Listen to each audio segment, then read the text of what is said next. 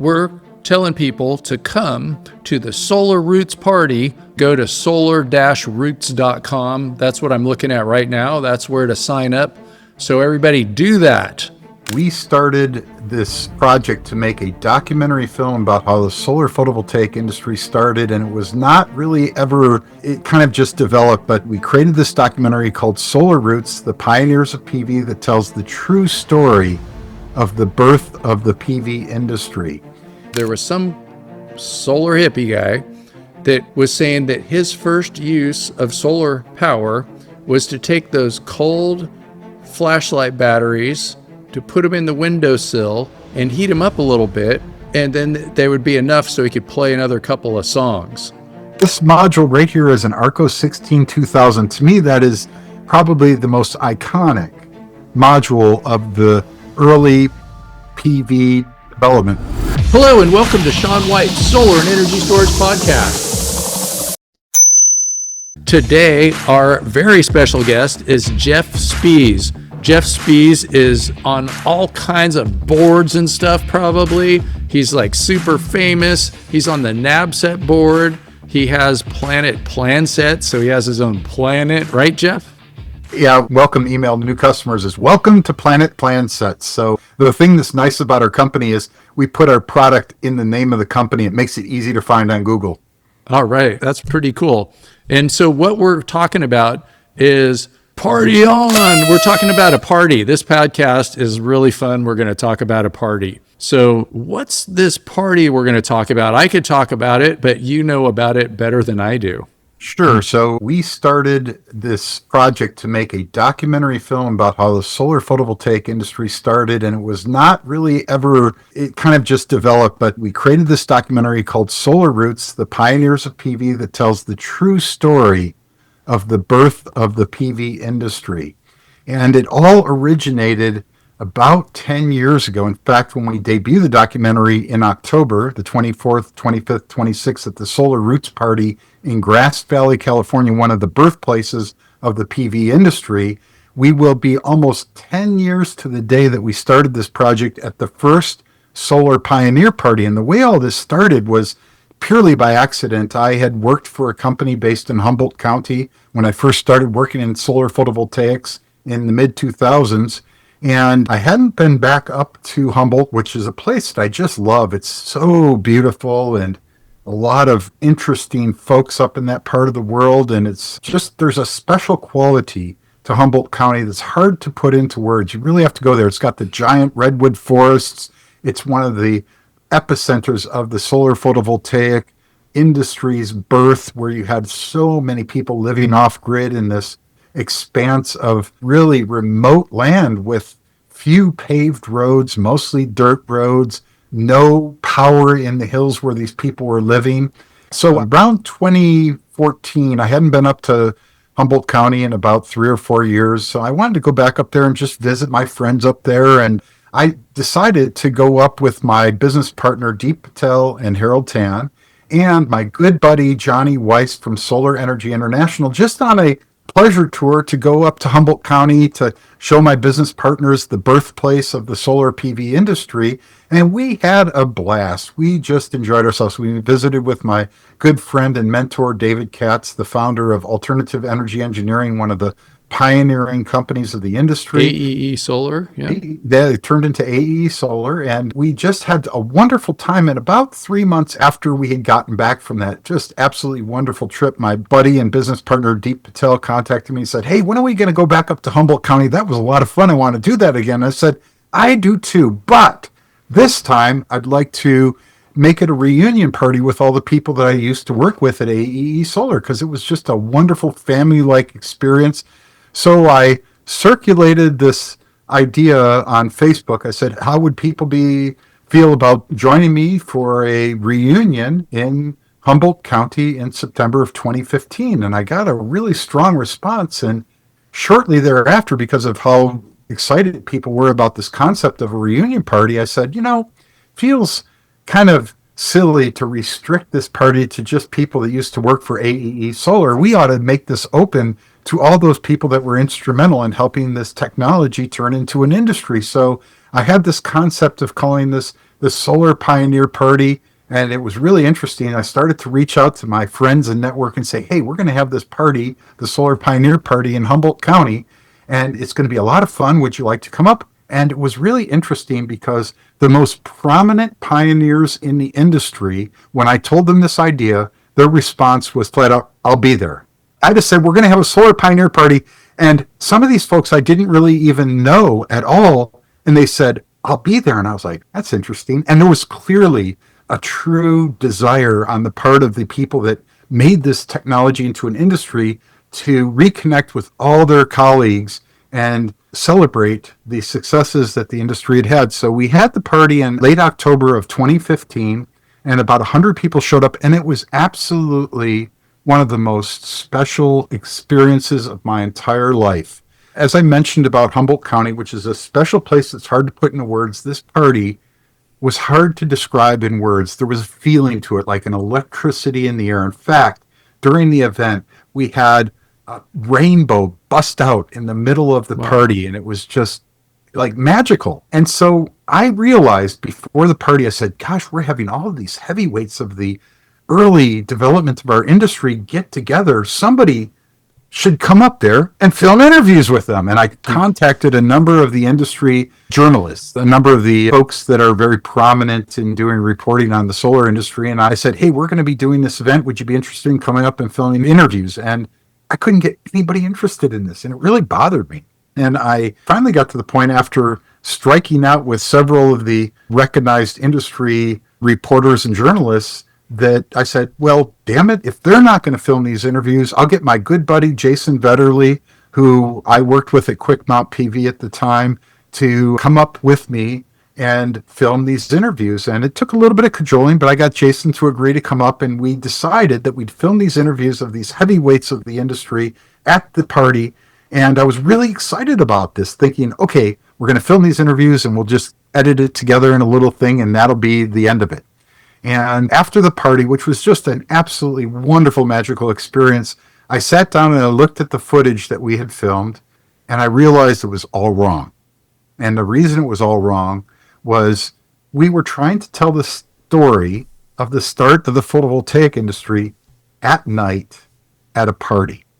And it just wasn't the right setting. It was dark. You could hear the party in the background, and while the stories were fantastic, the setting was just wrong. So after watching this footage, in the lunar voltaic industry, yeah, it was the right stories in the wrong setting. And I realized then, I said to Jason, this isn't the way that this story needs to be told. We need to travel to these locations where these people started these businesses and interview them in their backyards, telling these stories, you know, in the setting where this industry was born. And that's what started the project. And originally, we were going to do one trip where we went to Humboldt County and Mendocino County, and we hit some key participants in that first, I think it was just a weekend of filming, maybe, or 3 or 4 days. And that turned into a 2-year project where we traveled all around the Western U.S. and in elsewhere. I did some interviews in Wisconsin, and we interviewed, I think it was 45 people in 55 separate interviews. Some people we interviewed twice. And after 2 years, we came out with the draft version of the film, Solar Roots, The Pioneers of PV. And we showed that to a few dozen audiences over the course of about 2 years. And the response was just amazing. People loved the story, not because it just told the story about how the PV industry developed, but because we captured the essence of the characters that were instrumental in turning this obscure technology from space into a very common form of generating electric power in people's homes and businesses around the world. So I never set out to make a movie. This is the one and only movie I've ever made in my entire life. We were 6 months into filming, and Jason and I were in Burbank in a hotel, and I was laying in a bed and I said to Jason, hey, Jason, what do you call somebody that does what I do in a film like this? He said, well, you're the executive producer. That's how ignorant I was. 6 months into this production, and I didn't even know that I was an executive producer, but I'm the person who kind of knew these folks that we had as the interviewees of the film. And Jason had some past history as an editor in Hollywood, so he understood how to film and he understood how to edit. He's a brilliant editor, in my opinion. It was just him and I and our desire to tell this story. It's a self-funded initiative. We are going to be putting this movie out free to the world. We're not going to make any money off of it. To the contrary, I've spent a lot of money to make this film, still have more to spend. And we're just going to give it away free to the world because we want this story to be known because it's entertaining and it's powerful. I feel has the capacity to inspire people that watch it to give sustainability a real chance. I think that if we can get more people around the world to understand that we have to put as much or more back into the world around us than we extract from it, that's the only way that life on this planet is going to survive. And I want this film to help inspire people to be sensible about the way they use energy and the way they interact with others and the way they use resources so that we can make society better than it is today. And that's really the goal of this documentary, is to not only tell a really wonderful and interesting human interest story, but to get people that don't work in the solar industry, ideally, to reevaluate the way that they use resources and the way that they look at energy, and ideally help them support solar photovoltaic energy, which I feel is key to allowing our species to continue to grow and prosper in time. Wow, that was good. So I remember watching like the version 1 of the movie. One time it was at Intersolar in San Francisco. I'm not sure what year that was. And I think they had the guys with that airplane, the solar airplane that went around, the Solar Impulse, what is it, like Andre and Bertrand or something like that. And so there was like a couple of movies going on in the Moscone Center in San Francisco. And then I saw it in an even cooler location because it was like couches and stuff like that at the OSEA conference. And so that's up there in Oregon. It was in Portland. And so those were the two times that I saw it. And I remember something that I thought was kind of funny. So I think it starts off, it was like a tape recorder and they were trying to play Ripple, the Grateful Dead song, Ripple. And then solar was the solution. I can't remember exactly. It's been years since I saw this.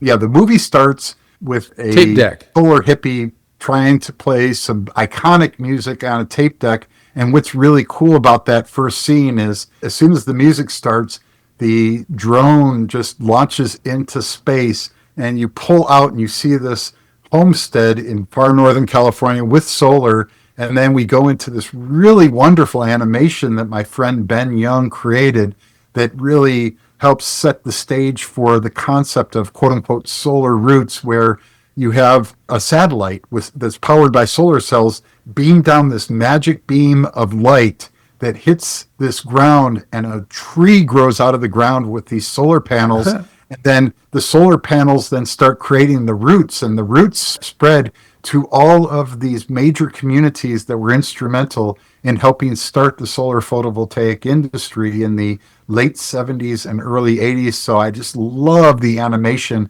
And I think when audiences see that, it's going to by itself tell a really cool little story in about 2 or 3 minutes of this animation sequence. And it sends roots out to Grass Valley, where we're going to hold the Solar Roots Party, and to Mendocino County and Humboldt County and Southern California, where some of the early solar module manufacturers developed, in Hawaii and Wisconsin and Western Colorado, or the western slope of Colorado and Idaho. So there were these pockets, Tucson, Arizona, of major early industry development that were significant in helping get this technology out there amongst off-grid homesteaders. They were a significant element of that early industrial development. And it was these people that were using these super expensive solar panels to power their homes that grew to others that solar photovoltaics could be a practical way of generating electricity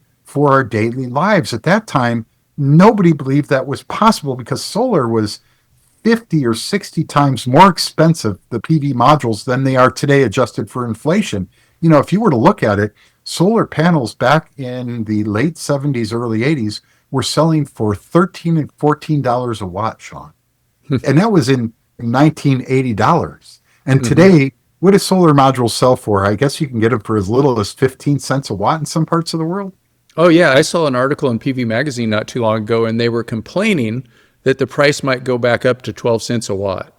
So that's like without tariffs and all that kind of stuff. Yeah. Yeah, so you think about that, that would have been probably about a penny a watt back in 1980 when you start to look at inflation, or maybe not that much, I'm sorry, Yeah. but it would still be Yeah. just, Like 6 cents or yeah, five cents or, probably less than, yeah. So the PV prices back then were astronomically high, and it made you wonder how these people that were living in these remote areas that didn't have much of a way to make money, wink, wink, back then, how could they afford these really expensive solar panels? And one of the key components of being able to get this industry off the ground was the folks that were moving into these off grid homesteading locations like Humboldt County, Mendocino County, Grass Valley, Idaho, corners of Oregon, and elsewhere, Colorado, was that many of these folks were growing marijuana. And oh, that's okay now. now it's legal. But, when we started the film, it wasn't legal. And it was a little Mhm. bit nerve wracking when we were flying drones over these marijuana fields. I Yeah. didn't know if that was going to be, the They end. thought you were the fuzz. Well, I was nervous about that. So what you found was that all these people that were moving into these remote areas, while they didn't have conventional ways to make a living, they could grow marijuana, which they were then selling. And at harvest season, they'd be flush with cash. And they were taking this cash and buying a handful of solar panels so that they could have lights and music in their homestead, because pretty much you could heat your home with wood and you could have a well or a stream to provide you with water. There was no easy or cost effective way of getting electricity. In fact, the precursor to solar photovoltaics was an interesting technology where people would put a second battery in their automobile and they would drive down the road for maybe 10 minutes or so to charge their normal car battery, flip a switch on the dashboard, and it would switch that charging current to the battery. And they'd drive their car that day, come back home, and then they'd have their home battery that's in the car.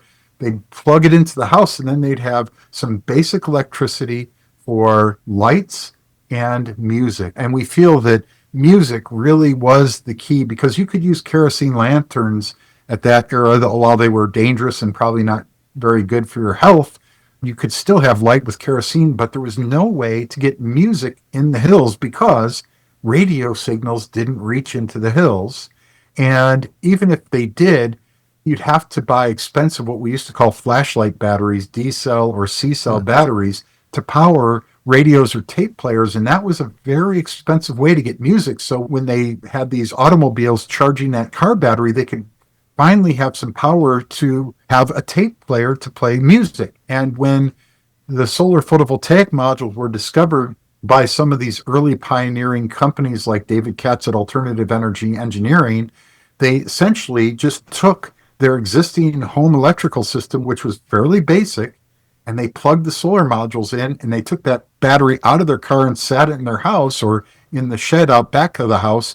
And then they'd have a more practical way to generate electricity year round. So there was a really interesting evolutionary introduction of solar photovoltaics. And I don't think that even the companies making these solar modules had no clue that home power was a viable market until they started seeing orders of their solar panels going to these far-flung locations. In fact, one of the pivotal points of our documentary film, we interviewed Arthur Rudin, who at the time, he had worked originally for Solar Power Corporation, a division of Exxon, and they had made solar modules. And then he went to work for ARCO. And when he went to work for ARCO down in, at that time, they had already settled in Camarillo, California, near LA. And they were seeing these orders come in from places like Sebastopol and Willits and Redway, California, and Humboldt County. And the executives went to Arthur Rudin, who was in sales at the time, and he said, who are these people in these middle of nowhere parts of California buying these solar modules, and why? And he didn't know. So they sent him and a colleague on a road trip to drive up to these remote areas to try to find out who the heck was buying these solar panels and what the heck they were using them for. And the story I really love, and this is what got me interested in the origin story. David Katz told this to me when I first started working for AEE Solar, as we were walking through the streets of San Francisco during a trade show. And he told me that when Arthur came up to Redway, he was dressed in a three-piece suit, as was the conventional business attire of that era. And they came to this sleepy, dusty, dirt road town called Redway. And these two fellows in three-piece suits started asking the local residents, hey, does anybody know who this David Katz fella is and where we can find him?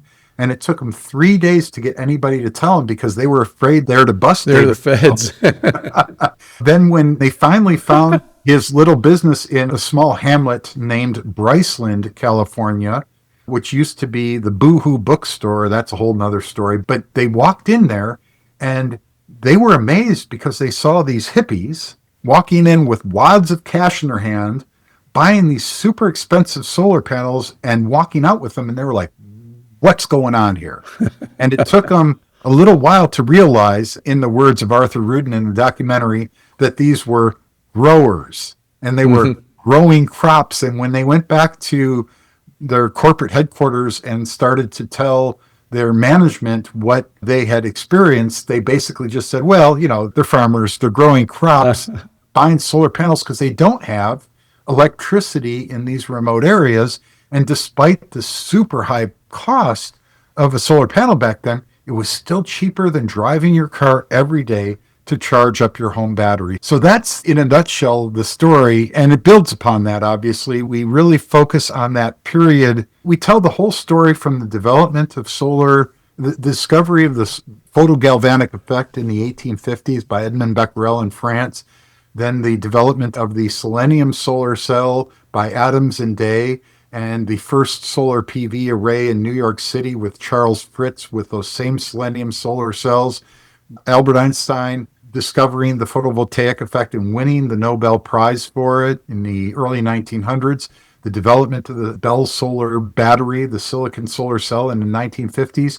And then obviously the space program happened shortly thereafter. And then you had the era of terrestrial photovoltaics where these super expensive solar cells that were brought into terrestrial applications, primarily for really remote areas that needed some power to run telecommunications equipment. But it was that point at which those terrestrial PV cells were brought into people's homes that I mark as the beginning of the modern solar photovoltaic industry, when we had regular people powering their lives with solar power. So that's the real focus, is from late 70s through about the very early 2000s, where this industry took form and got established. By 2002, 2003, the way we peg it, even though the industry was less than 100 times the size that it is today, I'd say by the early 2000s, the basic underpinnings of the industry, the foundation of the industry, was already firmly in place. Grid tie solar had already been proven,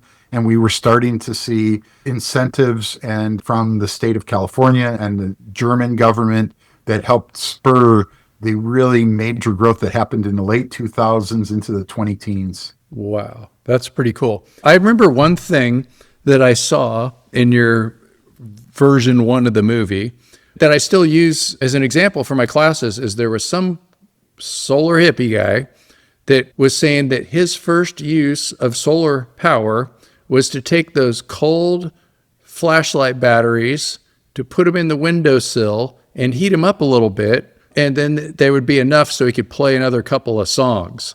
It was Richard Perez, and he was a big fan of the Grateful Dead. So he tells that story really good. He says his first experience with solar power was taking the worn out flashlight batteries from his tape deck, putting them on the windowsill where the heat from the sun would warm up the batteries, which would increase the chemical activity, so that he could put them back in the cassette tape deck and get 2 or 3 more songs. Because at that time, he lived in such a remote part of Southern Oregon, right on the border of California, that he had to lay in his supply of everything before the winter came in. And then normally he could not get back to buy anything at a store for about 3 months, maybe 4 months, because even after the snow had melted, the roads were impassable because they were so muddy. It was all clay roads up there. So he had to really preserve those flashlight batteries just so he could hear Grateful Dead music. Awesome, awesome. And so I think that's kind of a good educational moment that we can have right here. And so this kind of goes with a lot of batteries.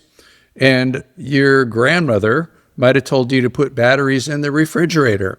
And you think like, well, that's always worked. And so that slows down chemical reactions, and it makes your batteries perhaps not work as well, but it makes them last longer because they don't self-discharge.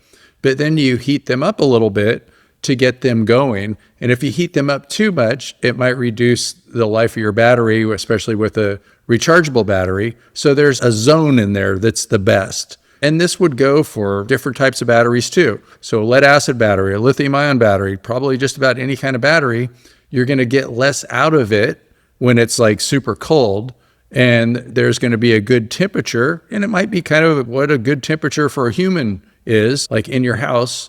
And those temperatures are good for making the batteries work. And that's why my car has a thing that will heat the battery, cool the battery. And also your energy storage systems have things that heat the batteries and cool the batteries. Yeah, electrochemical reaction prefers kind of stable temperature. They like room temperature. And if you could keep a battery at 70 degrees Fahrenheit year round, it would get the longest life and the best overall performance. But as you mentioned, lead acid batteries in particular, when you heat them up, it increases that chemical activity so you can get more energy. The downside is that you take life off of that battery. I live in Arizona, and car batteries are notorious for only getting about 2 to 3 years of life here in Arizona. So it's always wise, if you buy the 3-year warranty on your battery, there's a good chance you'll get a free battery before you get to the 3 years. If you park your car in a garage, you can get a little bit more than 3 years on a car battery in Arizona, but the heat really does zap the effectiveness of any battery chemistry, whether it be lithium or lead acid. You know what's kind of weird is humans are electrochemical reactions, and we like room temperature. And if it's too hot, maybe it'll shorten your life, especially if you were out in Arizona without an air conditioner. And there's people that are doing these like cold plunges and stuff like that, and they say that that extends your life. I'm not sure if that's true, but I think to a point, it's true. Yeah. Slow down your metabolism and last longer and suffer. I think the human body does benefit from being stressed a little bit, whether it be on the heat or the cold side. Now, obviously, people in cold climates go sit in a sauna and they bake themselves, and there is health benefits that have been perceived to come from heating yourself. And similarly, cold can really have some interesting health benefits. But for electronics, as we all know, at least for the power electronics, they're being powered by batteries. That room temperature is the environment that they like best. And this was a really interesting problem in the early days of solar because, they were using car batteries because that's the conventional battery technology they had in the late 70s when solar photovoltaics started to come into the picture. And they really didn't know how to get a battery to perform and last. And it was a real learning curve. Obviously, like most learning, it's all trial and error. And I remember, in fact, one of the PV modules, this module right here is an ARCO 16-2000. To me, that is probably the most iconic module of the early PV I know you have development. quite a collection. Yeah, that's an ARCO 16-2000. There are all these circular solar cells. Yeah, that's where the modules are really cool, is when the cells are round. But this is a 16-2300 that has 35 solar cells. And you might wonder, well, the ARCO 16-2000 module had only 33 cells. The ARCO 16-2300 had 35 cells. Why did they increase the cell count? And the reason that was explained to me by Brian Tuttlbaum is in the early years, they didn't know what voltage you needed to charge a lead acid battery up to a full state of charge. So in the early years, they didn't have what we call a charge controller. A charge controller will cut off the charge when the battery's at a full state of charge. And so these 33 cell modules put out about 33. Yeah, so you have the IV 16 curve. and a half. What's that? You have the IV curve, and you'd be working more to the right side than with your typical, what they would call a 12-volt module, 36 cells, where you'd be more at the maximum power point. So you'd be over closer to open circuit voltage, and they would call that maybe more like a self-regulating system. That's exactly correct. So this module, being that it was 33 cells, would put out at maximum when the battery got fully charged about 16.5 volts. Well, anybody that knows anything about lead acid batteries realizes that if you only charge it at its maximum to 16.5 volts, you're not getting it to a full state of charge and you'll start losing life. So they went from 33 cells to Kyocera had a 34 cell module, and that would make a lead acid battery last a little longer because it would get that peak voltage up a little bit more. And then they went to 30, I think they jumped from the 34 cell to the 35 cell module you see here, and that would get it up a little bit more. And they finally settled on a 36 cell module as the preferred module to get that lead acid battery to its maximum state of charge. But once you got above these 33 cell modules, if you didn't have some electrical control that would cut off the circuit when that battery finally got up to its desired charge voltage, what would happen is you would overcharge the battery and you'd start boiling all the electrolyte out and it would wear out. So there was a sweet spot there. Making hydrogen So gas. Yeah. so the number of cells in the module was a learning curve about how to optimize the charging of a lead acid battery chemistry. Well, my family's been doing solar since the 1500s, where we started with one cell. No. Well, it is interesting because really when you start to look at battery technology, that was developed in the, oh gee whiz, thousands of years ago, really, where they had these chemical mixtures of acids.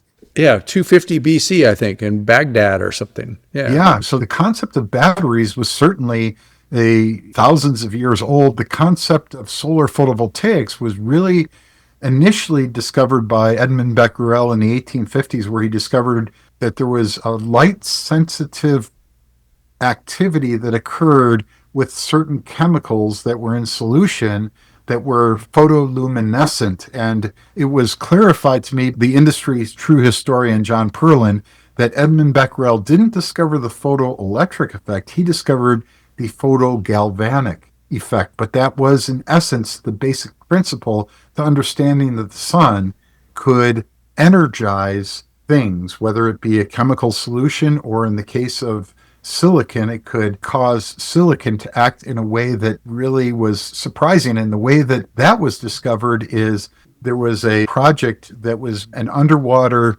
cable communication. I don't know if it was telecommunication back at that time, but they were making this cable out of Morse code selenium. or something. Yep. Yeah, exactly. It would have been something along the line of Morse code communication. And they were laying this underwater cable, which was made of selenium. And what they noticed is that when the selenium was exposed to sun, its electrical conductivity properties changed and they couldn't figure it out. And Adams and Day in England, that were a scientific research team, realized that the sun striking selenium actually induced a current in the selenium. And that was the discovery, the true discovery of the photoelectric effect. But it took, oh goodness gracious, another 30 years before it was really described by Albert Einstein. That's what he won the Nobel Prize for, is that sun was striking silicon, and because of the unusual properties of a silicon atom, has a very loosely held outer valence electron that when hit by the sun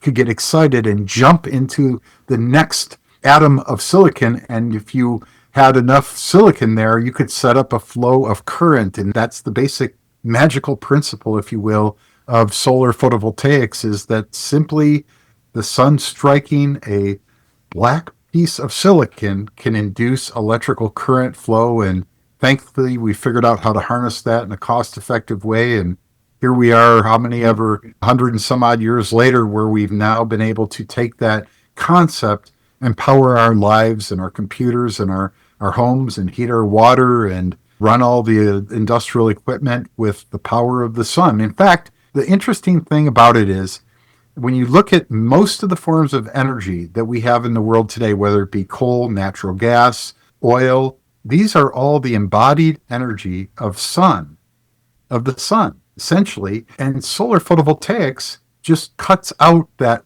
thousands or millions of years that it takes for that sun's energy to grow plants that decompose and turn into oil and coal and natural gas. And essentially, that is solar energy, but a very inefficient, dirty form of solar energy. Solar photovoltaics is clean solar energy. And the interesting thing is it's all nuclear energy because solar energy is nuclear energy.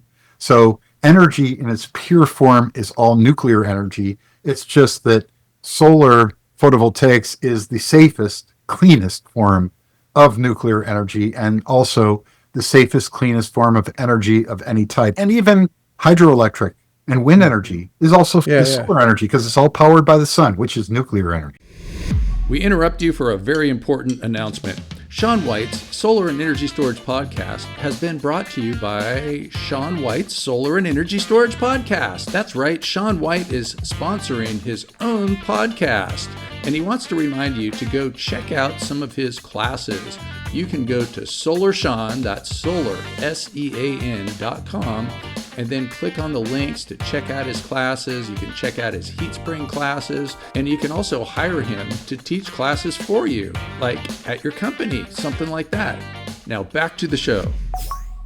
Yeah, well, you can get skin cancer, as far as safety goes. Yeah, so people should never go outside. Yeah. Well, I live in Arizona, and being fair complected, I'm certainly sensitive to the sun and sensitive to the power of the sun. And this time of year, every year, I have to learn it in fact, I've got a little bit of sunburn on my leg. I usually cover up, but I was out in shorts last week sitting down and sun got my knee burned. So it's always good to keep that in mind and not get too much of a sunburn. But solar is really fascinating in so many levels. One of the interesting parts of our movie, and the final 15 minutes is my favorite part, I call it Wisdom Hippie Magic. And we asked the main characters of our film to share any wisdom they had, and that's its own little segment to the film that's very, I've watched it hundreds of times, and there's things in there that still bring a tear to my eye after watching it hundreds of times. And then we asked them if they were a hippie. Are you a hippie? And what I found in the continuation of this film is that the solar industry was started by the hippies. And what I started to realize after I had use that as the basic premise of this film is, did the hippies start the solar industry? Is it really depends on how you define a hippie. And I thought I knew what a hippie was. And what I started to realize is I couldn't find a consistent definition of a hippie. And in the film, I take my best crack at the end of the film of defining what I think a hippie is after I ask all of these major pioneers of the industry if they were hippies. But the part of the film that I find to be the most entertaining and fascinating is we asked these people, is PV magic? Yeah. And I'll just say that the responses and the way that Jason edited this together is magical. And if you were to ask me, is PV magic? My answer is absolutely. And in the words of magic crystals. Yeah. Well, Brian Teitelbaum said it best. When I said to Brian, I said, is solar magic? He says, yes. In the true sense of the word. He says a lot of people think of magic as a magician, but that's not magic. That's illusion. He says magic is a flower. Magic is a raindrop. Magic is, essentially PV is magical in the way that sun hits silicon and creates electricity directly without using up anything, without harming anything. That principle, even though we know from a physics perspective what's happening inside that silicon solar cell, the fact that it happens and it creates electricity with no moving parts is just pure magic. It's the secret of the universe.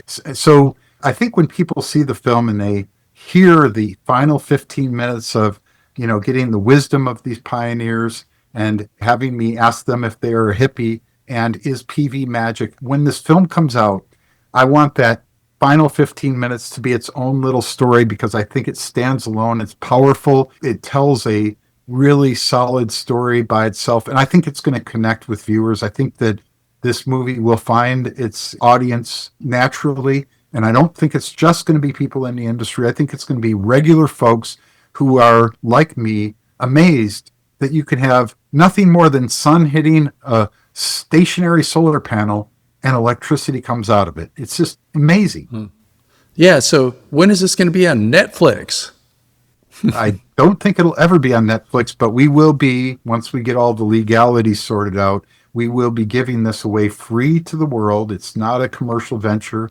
Spent the money on it. but it's my way of making a contribution to making sure that this story is known by future generations, and hopefully it will inspire people to, again, lead their lives in a more environmentally friendly way of sustainability. I want people to understand the concept of sustainability. We have to put back into our environment at least what we take out of it, preferably more than we extract from the environment, if we're going to have a healthy planet. I think anybody that's ever been a farmer or a gardener, I'm a big gardener, understands that the earth doesn't give endlessly. You have to invest back into the soil. You have to put compost back into the soil to regenerate the nutrients so that those plants can continue to grow. You can't just keep growing and taking and growing and taking. You have to amend the soil with nutrients to be able to get new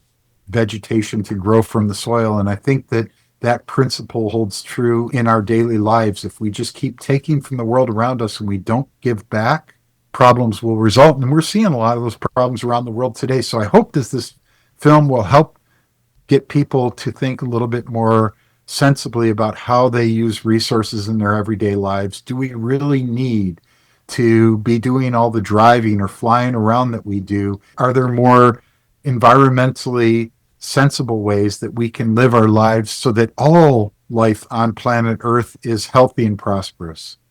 Great, great.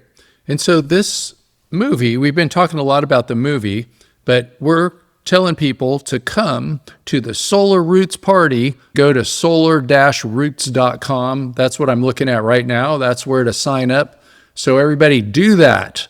Yes, so the Solar Roots Party is going to be similar to the Solar Pioneer parties that inspired this documentary film, where we're going to have many of the main characters of the documentary. Unfortunately, several, no surprise, have passed on. They're getting up there in years, and I hope we have as many of the main characters that are able to be there live in person. But we're going to have a lot of pioneers, young and old, that will be congregating to really enjoy this feel-good event. And again, you know, we're in a strange time right now where there's a lot of anxiety about the future of the solar industry and the future of our planet. And I hope that this event helps remind people of all that we've accomplished and helps re-energize those solar professionals that do come to the event to continue doing the good work that they're doing. We can't give up. We are winning. We will win. The fact is that when you look at the projections of electricity consumption, it's going to increase dramatically in the coming years as we get electrification of homes and buildings,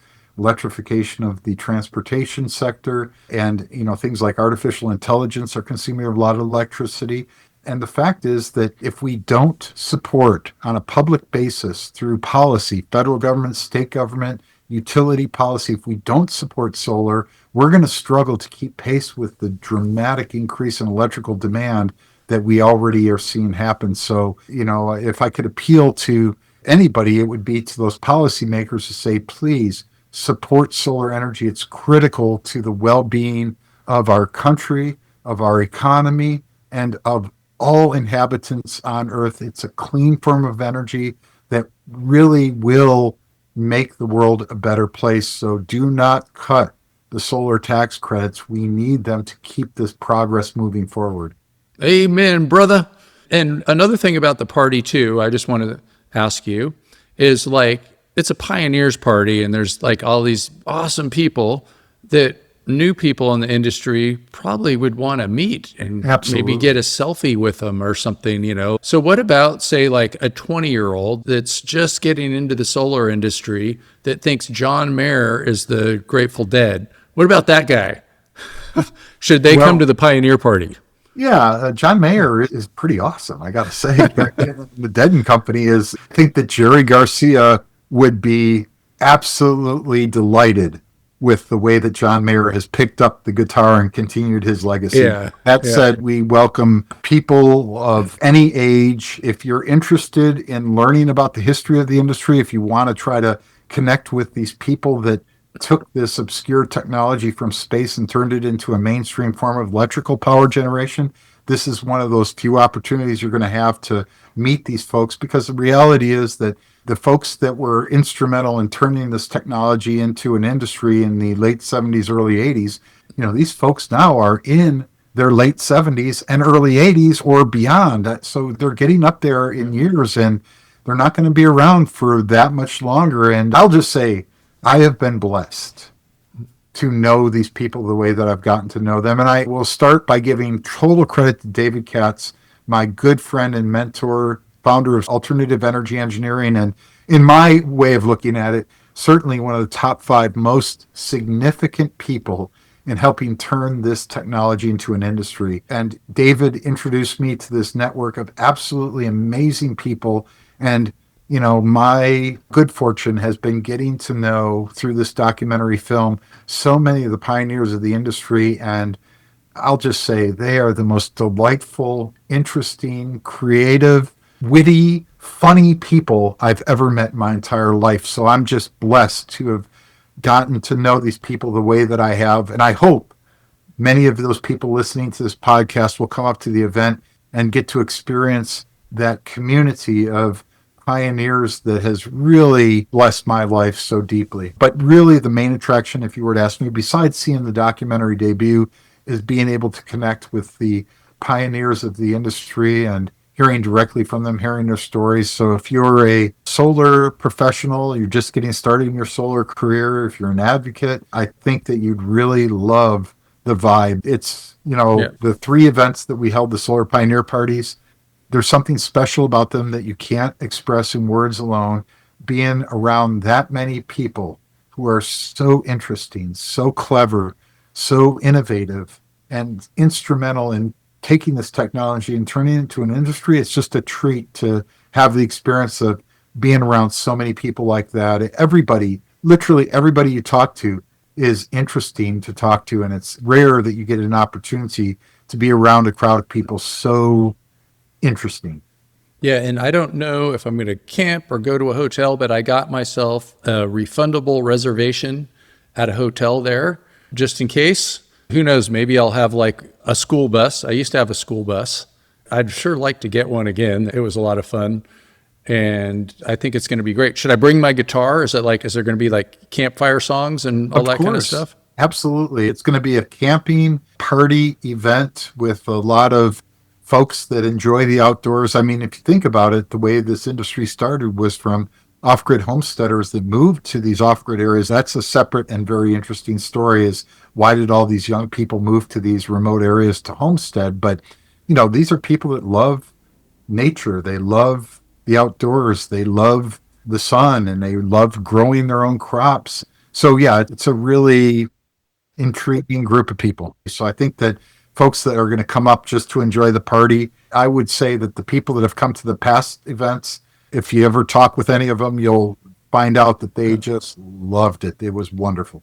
Okay. Well, you got plenty of time right now. solar-roots.com. For the first Solar Pioneer Party, we did have rain, but it actually worked out wonderfully. It was just enough rain to bring in a rainbow, which was magical. Awesome. Well, I have a 85 kilowatt hour battery that I drive. Oh, so that'll keep me cool. That'll keep me warm. That'll keep me dry. Yeah. So, and then we had the second Solar Pioneer Party, which was at Nevada County Fairgrounds. We didn't have any rain for that one. That was at the same time of year. The third and final Solar Pioneer Party in Willits, California, we did have rain there that weekend also. And even though we had rain, it didn't seem to dampen the spirits of anybody. Everybody just absolutely had a blast. And I'm sure the same will be true, whether it's hot and dry or cooler and rainy. It's the experience of being around so many amazing people that's going to be the real takeaway for folks when they come to the event. Awesome. Well, thanks so much, Jeff Spies, for putting this all together. It was my pleasure. And Sean, thank you for bringing some attention to this really wonderful story. And thanks for all the work that you're doing in the industry, because, we need folks like yourself, although I don't know that there's anybody quite like you. We need folks out there that can help inspire that next generation of solar professional by learning all the nerdy technological stuff that I really love. And I think it's good educators that really have always been the key to expanding this technology. Once you can teach people how this magical solar photovoltaic process works, once they get inspired by that, then they have a thirst for learning more. And there's a lot that you have to learn, but the fundamentals are really pretty straightforward. You just take this solar panel, put it in the sun, electricity comes out. Now you got to store it with a battery. But, we do need the educators out there to help get the next generation of solar technicians up to speed so that we can expand this technology and power people's lives with the magic of the sun. Are you going to be teaching at the RE Plus here in Vegas this year? Yeah. Every year, Bill and I. Yeah. Yeah, that event's a little too much for me anymore, Sean. I'll tell you, Yeah. it's overwhelming. The last time they had it in Vegas, it was a difficult show, I thought, to attend as an attendee. Just logistically very challenging. Getting to the venue was difficult. Walking around there was difficult. There was no places to sit. There was no places easy to eat. But I understand you say they might be permanently now in Vegas, not necessarily that place, but I think they're going back to the convention center. Oh, yeah, that's what I heard. They're at the Venetian this time. Maybe the next one. No, from what I heard is they were going to be at that Sands/Venetian Convention Center. They're not going back to Anaheim again the following year? No, I think they're just like Vegas. Yeah. Because they're too big. He's going to the convention center, which I was very happy to hear because the convention center, even though it's off of the strip, it's not so hard to get to now that they got that train thing that goes between. Yeah, they're not going to get you stuck in front of a slot machine trying to go to the part of the Sands Convention Center is like if you wanted to take some kind of a ride share there, it's an incredibly difficult logistical place to get to. I was 2 hotels away and it was a 20-minute walk, but my back was acting up. And so I decided one day, I was like, my back's acting up. I'm going to take a Lyft, 30-minute car drive, 20-minute walk. To go across the street or something, yeah. Well, for me, I was at the Flamingo, I think it was. Yeah, I was right by the Flamingo. That's just like practically across the street, but you have to like go in a circle to get there because they want to get you stuck in front of a slot machine. Well, again, 20-minute walk. It's designed for that. They do it on purpose. If I can walk in 20 minutes, it takes 30 minutes to drive. That tells you how congested it is trying to get to that Sands. But the convention center, the traffic there, the traffic patterns aren't as congested as they are on the strip. So that'll be a much better location. And I think, quite honestly, Sean, it's just designed different. Going on in the industry, that show's going to shrink a fair bit in the next couple of years. Not surprising, but long term, I do believe that the fundamentals of electricity are going to be a boon for the solar industry eventually. It's just that we have a very awkward phase that we're about to go into. I know you're optimistic about the industry, and I would say long term, I'm absolutely optimistic. I suspect there's about a 50-50 shot residential solar tax credits done at the end of this year, which means that if you don't get your solar system purchased and installed by November, you're shit out of luck on the tax credit. You know what I think that means, though, is like people are just going to have to do financing, like run it through a corp, and there's going to be all these new models where somebody's going to get a piece of the action. Some corporation's going to get a piece of the action, but... Yeah, I'm not sure I'm really thrilled with that just because I feel that the leasing companies aren't doing the kind of quality work that I feel is important. Yeah, for sure. Yeah. But then they'll be like for the people now that are selling for cash to a customer, the best way to buy solar, they'll just have to run it through somebody that's going to take 5% or something. I think that's just... You might be right. I heard there is actually talked with a very prominent individual in the industry the other day who mentioned that some of these loan companies are now starting to look at kind of like a prepaid loan type deal where they can take tax credits. And so I don't know how healthy that might be. I have my suspicions that will be its own set of difficulties. And in fairness, even to get the commercial tax credits with the House Ways and Means proposal, there's some strings attached. You can't buy products from a foreign enemy of concern. FEOC is the acronym. They aren't allowing transferability of the asset to a new owner, and you've got some other deadline dates that are problematic. Now, this is the proposal in House Ways and Means, and maybe that'll get navigated around through the Senate process that's going to be coming after the House vote that's supposed to happen next week, I think it is. So we've got the House vote. It goes to the Senate works their magic on it, and I hope when they work their magic, they figure out a way to at least extend the residential credit 1 year, because if not, companies like mine are going to struggle to adjust by having everything end in 6 months, Sean, pretty much. I still think that your business, all the people that are using your services, will just have to go through somebody else that's going to like take a cut of their business. But it's too bad. It sucks. But they're not going to just stop doing business. They're just going to have to Oh, like, I think a lot of them will. Let me give you an idea.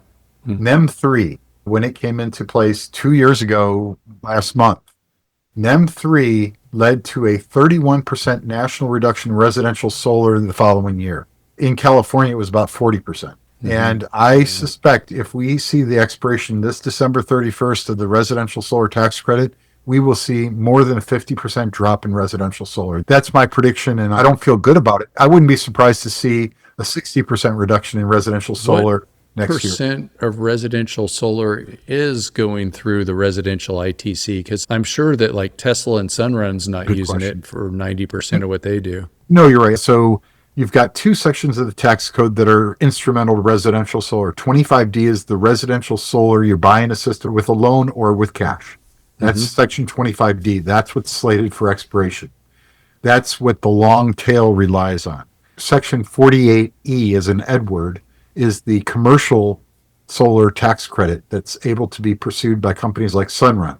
So the problem is that there are, again, these strings attached to getting the Section 48E tax credit. And one of them that's going to be a big problem is you pretty much won't be able to buy Chinese products. And as you know, batteries are almost exclusively made in China today. And inverters, there's very few inverters that aren't made in China today. So while you can get batteries, in fact, there are companies right now scouring the planet to find lithium batteries in countries other than China to avoid these FEOC problems that are cropping up with the Section 48E of the tax code. It's going to take 2 or 3 years at the very earliest for batteries and inverters to be coming from countries other than China. So we've got a 2-year drought that our industry is going to have to struggle through before you're going to see other countries, maybe the US, start to make these products. And even then, as you probably appreciate, I used to work in the field of industrial automation before coming into the PV industry. The reason that I left the industrial automation industry is because industry is moving out of the US. So having worked servicing the industrial sector and manufacturing facilities, I was helping automate manufacturing facilities. You need 2 to 3 years at best to take an idea for a manufacturing facility and get it to where it's putting out product. 2 to 3 years at best. And that is with stable government policy. The problem is that how many investors are willing to invest in a factory in the US when they're afraid that as soon as Donald Trump's out of office, the rules of the game change and their investment is going to go to so that will deter people from investing money on building factories in the US. Now, that said, they'll build factories in Madagascar or in Zimbabwe or in Turkey or in God knows what countries they might build it in, as long as it's not a quote-unquote foreign enemy of concern, which is Russia, Iran, North Korea, and China. Currently, those 4 countries are on the blacklist for U.S. commerce. So therein lies the problem, is that we've got not just the commercial solar tax credit may continue on, but there's such severe strings attached to it currently with the proposal from the House Ways and Means Committee that I fear that even Sunrun, with all the tariffs, is going to have a problem. Right now, they're having problems, Sean. I mean, tariffs and the changes to utility rate policy have rocked the leasing companies in a very negative way, which is why everybody, almost everybody I knew that worked for Sunrun isn't working there anymore because they're not on solid ground. Look at what happened to Sonova. Look at what happened to Titan Solar. Look what happened to SunPower. The commercial solar industry is anything but healthy right now. And if you think that just because the commercial tax credits continue on, that sector is going to be healthy, no way. These changes, if they go through, are going to have a dramatic negative impact on the solar industry for several years. That said, we're hoping, because we're a small company, the analogy I use is we're sailing uncharted waters. And when you sail uncharted waters, if you got a small boat with somebody like me that's at the bow, looking up for the rocks and saying, rock on the left, steer right, rock on the right, steer left. That's what we can do as a small boat. The big ships can't turn quickly, and they're going to hit the rocks. So it's a very precarious time for our industry, and long term, we're going to win. It'll come back.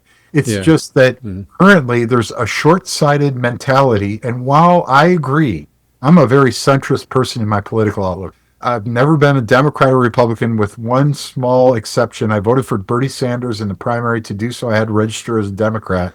And then I registered back as an independent after he lost, because I was very disappointed he lost. But, I agree that wasteful government spending must be cut.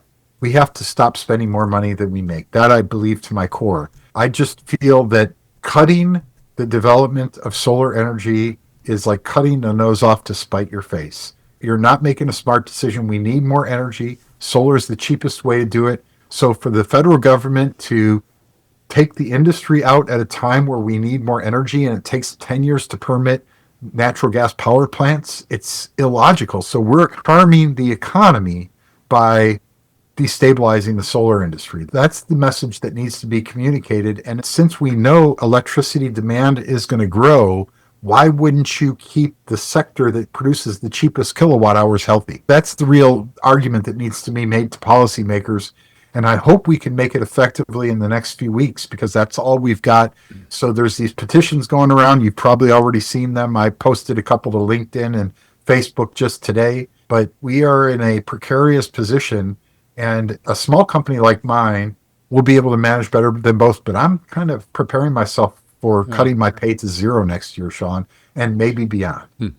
Dang. So Sorry about I that. suspect I'm not going to make much in the way of money in the next year or two. And I don't own a car. I rarely travel. I'm going to be very frugal in my personal life to get through this, because I'm committed to this industry. I'm going to do this till I die. I'm absolutely dedicated to this technology for the rest of my life, Sean. And I'm not going to retire. But Me neither. Yeah. I don't want my staff to not be around, because all we have to offer is the brains that we have amongst our staff. We don't have resources and equipment and facilities. All we have is people that have smarts, and I can't afford to lose those people if we're going to keep doing what we're doing, and I want to keep doing what we're doing. Yeah. So I'm not trying to be bleak. It's really a message of realism, and You're right. all about reality. And I was talking to Johnny Hill, one of our main characters. Do you know Johnny Hill by chance at all? No, I don't know who that is. So Johnny's one of our main characters. He was the big Grateful Dead fan wearing the tie-dye Grateful Dead t-shirt during the interview. And Johnny said something pretty prophetic to me this past weekend when I talked with him. He's the biggest Grateful Dead fan in the solar industry, hands down. Biggest there is. And he said to me, nothing's ever as good or as bad as we think it is. And I've always heard nothing's as bad as we think it is, which I always thought was true. But I think there's balance to be had in saying nothing's ever as good as we think it is. And what I thought after he said that was, remember when the IRA passed and we all thought, 10 years, we're got it made. Yeah. No. No, we don't have it made. So I'm a Stoic. I'm a Taoist. I believe in balance. I recognize there are things beyond my control and I can't get upset about them, but I am not going to stop trying to fight the good fight. I will fight the good fight until I die, because I know that when I'm lying on my deathbed, Sean, that I have to be able to look back at my life and say, what I did mattered. And solar has given me the opportunity to say that. Cool. Again, I'm just deeply appreciative of your willingness to promote this event and to, help spread the good word of the documentary. I think it really does make a difference. And I think the work you're doing, you've carved out a unique spot for your own training kind of world out there. And I have to commend you, because actually, I think I'll commend you in this. Carl read your book before he took the NABCEP exam, and he said it was fantastic. Oh, thanks. I have utmost respect for Carl's intellect and for Carl to endorse your book. You've hit Which the highest exam? level. The PVIP? Yeah, PVIP. Okay, awesome, cool. Well, thank you, Jeff Spies, and thanks for listening to Sean White's Solar and Energy Storage Podcast. Go to solar-roots.com, sign up for the party. Go to planetplansets.com, and that's Jeff's Planet, and that's where you can get your plan sets for your solar system, so you don't have to do all this paperwork. Jeff could get it done for you. And also check out solarsean.com And there you can find this podcast, and you can find out about all my classes. You can hire me to go to New York City and teach a class, which I'm going to be doing not too far in the future. And you can also hire me to do some consulting. And another thing, of course, are my heat spring classes. So go to solarshawn.com and check it out. Woo! Thank you, Sean.